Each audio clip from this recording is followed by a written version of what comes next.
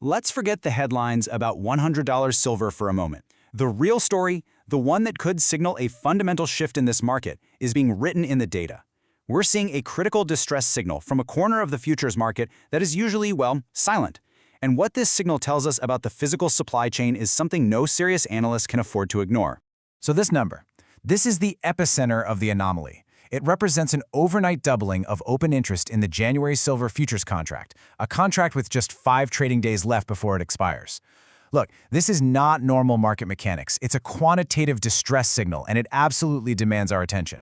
And this brings us to the core question of our entire analysis. Why would sophisticated players make a costly and frankly bizarre move to demand immediate physical delivery from a contract that should be totally irrelevant by now?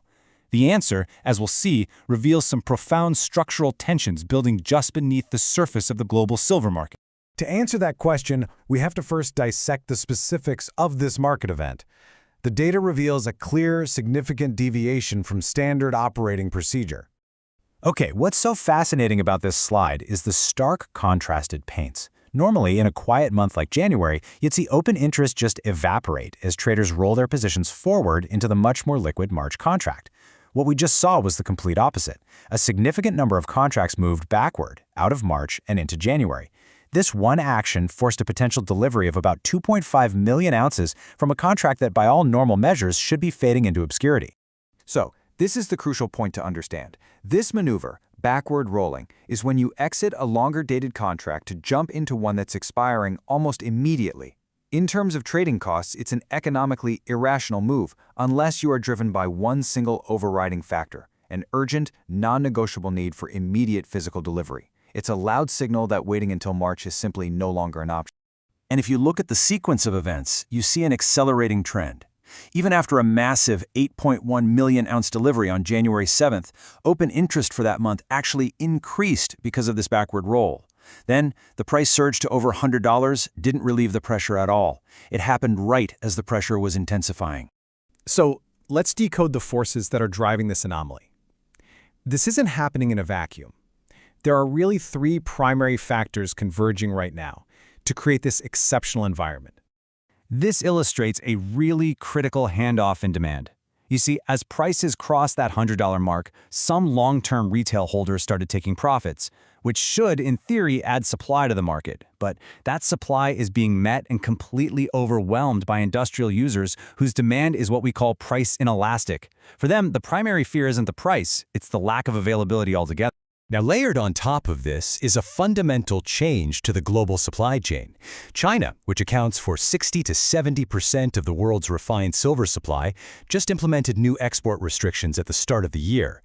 This isn't some temporary tariff. It's a permanent structural bottleneck designed to prioritize their own domestic industrial demand. They've effectively walled off a huge portion of supply from the rest of the world. By the way, if you find our analysis valuable, please like, share, and subscribe to our channel so you don't miss future updates. And finally, this whole dynamic is being underpinned by a pretty favorable macroeconomic backdrop. Markets are pricing in future Fed rate cuts, which lowers the opportunity cost of holding precious metals. At the same time, a weakening dollar and geopolitical friction are just increasing the demand for safe haven assets that are outside of any single government's control. So this brings us to the central insight of this analysis. When you combine that market signal with these underlying forces, a very clear thesis begins to emerge. The incredible price rally from $30 up to $100, that happened in what can only be described as tight market conditions. It was not, according to this analysis, driven by the kind of outright panic buying from industrial users that really defines a true supply squeeze. And that's why the activity we're seeing in the January contract is so critical. It's not just a reaction to the price run-up, it is a leading indicator. You might say it's the first hard data point we have that suggests the market may be transitioning from a state of tightness into a state of acute shortage, all driven by this industrial urgency.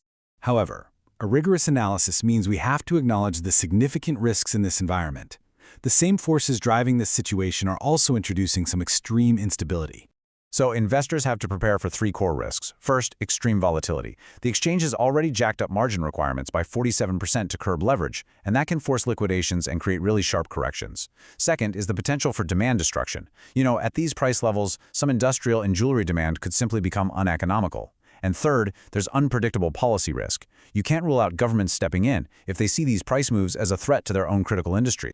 And that's the ultimate question, isn't it? The signal from the January contract suggests a new phase of industrial urgency is taking hold.